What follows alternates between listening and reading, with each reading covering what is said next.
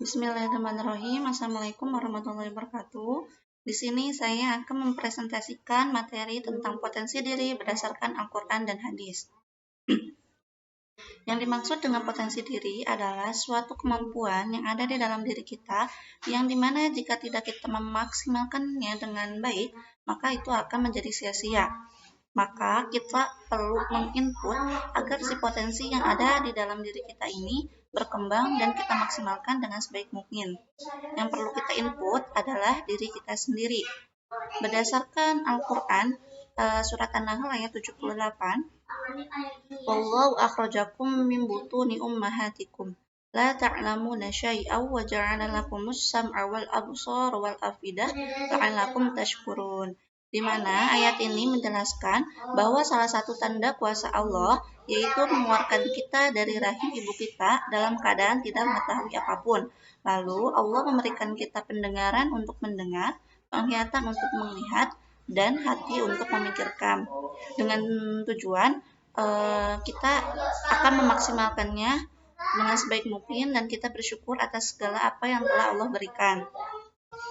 Yang perlu kita input dari dalam diri kita sendiri yaitu meliputi apa yang ada di dalam diri kita, seperti ruh, jasad, pikiran, dan juga nafsu. Setelah Allah memberikan potensi yang ada di dalam diri kita, maka kita perlu membawa diri kita kepada apa yang telah Allah perintahkan. Seperti yang ada dalam surat Al-Baqarah ayat 30, wa idz qala rabbuka lil malaikati inni ja'ilun fil ardi khalifah. Di mana ayat ini menjelaskan suatu perintah Allah kepada manusia untuk dijadikannya sebagai khalifah di muka bumi.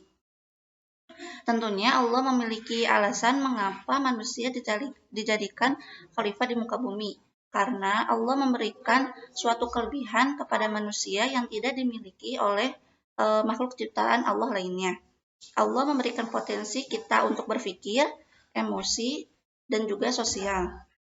Serta kita juga perlu membawa diri kita untuk beriman kepada Allah seperti yang dikatakan dalam surat Al-Waqiah ayat 10-11, wasabiqun as-sabiqun ulaikal muqarrabun.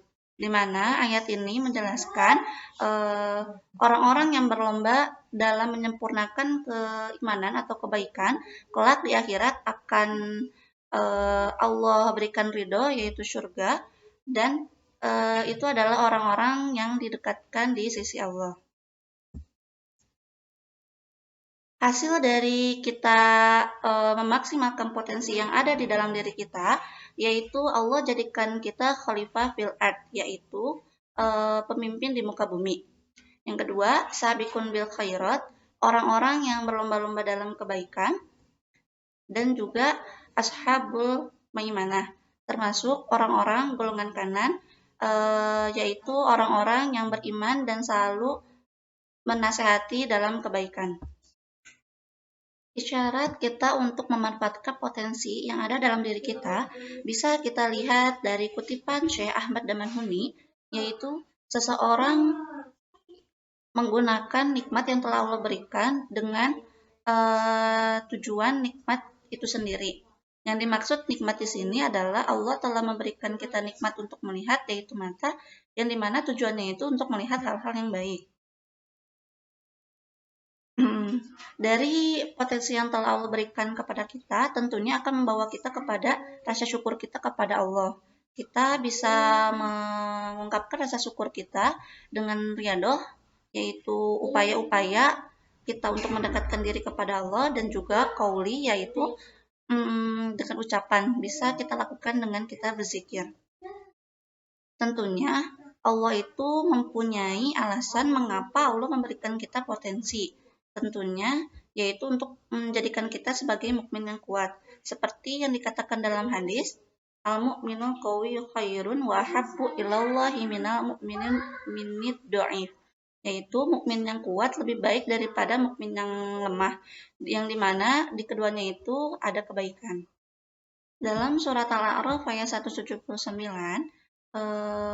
di sini dikatakan Allah telah memberikan kita penglihatan, pendengaran, dan juga hati, yang dimana jika tidak kita maksimalkan untuk mengajarkan dan membaca ayat Al-Quran, serta untuk melihat tanda-tanda kuasa Allah, maka bagaikan binatang ternak dan bahkan lebih sesat dan termasuk orang-orang yang lalai. Maka tentunya di sini kita perlu memaksimalkan apa yang telah Allah berikan. Ayat Al-Quran yang mengisyaratkan untuk memanfaatkan potensi diri ada dalam surat Al-Baqarah ayat 129, di mana ayat ini memerintahkan untuk kita mengajarkan dan membaca ayat Al-Quran serta untuk menyucikannya.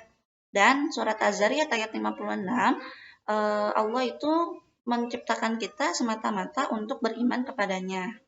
Setelah Allah memberikan potensi ke dalam diri kita, tentunya kita pasti akan melalui suatu proses untuk mengembangkan dan memaksimalkannya, yaitu melalui proses tilawah, yaitu proses untuk mengajarkan dengan membaca.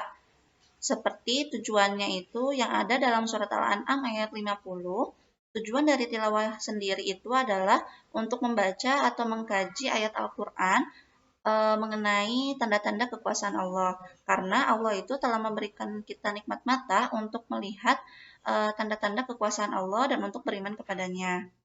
Yang kedua, taklim, yaitu proses mengembangkan, mengajarkan, dan juga mendidik dalam proses transformasi ilmu. Sebagaimana tujuannya itu yang ada dalam surat Al-An'am ayat 80, tujuan dari taklim yaitu untuk mengajarkan kepada orang-orang yang menentang kuasa dan ajaran Allah. Seperti yang dikatakan dalam hadis, khairukum man ta'allamal Qur'an wa 'allamah. Sebaik-baiknya orang ialah yang membaca Al-Quran dan mengajarkannya. Yang ketiga, proses ta'budiyah, yaitu kita taat dan beriman kepada Allah sesuai dengan apa yang sudah terdapat dalam Al-Quran dan As-Sunnah. Setelah kita melalui ketiga proses itu, kita akan menjadi pribadi yang tafkir, yaitu pribadi yang berpikir, tazkir, pribadi yang merasa takut adanya peringatan dari janji-janji Allah, dan juga yang ikhtiar, yaitu yang selalu berusaha untuk mencapai tujuan yang ingin dicapainya. Seperti yang disyaratkan dalam surat Asy-Syam ayat 7-9, Allah itu menciptakan manusia untuk berjalan di jalan ketakwaan, dan orang yang selalu menyucikan dirinya adalah orang-orang yang beruntung.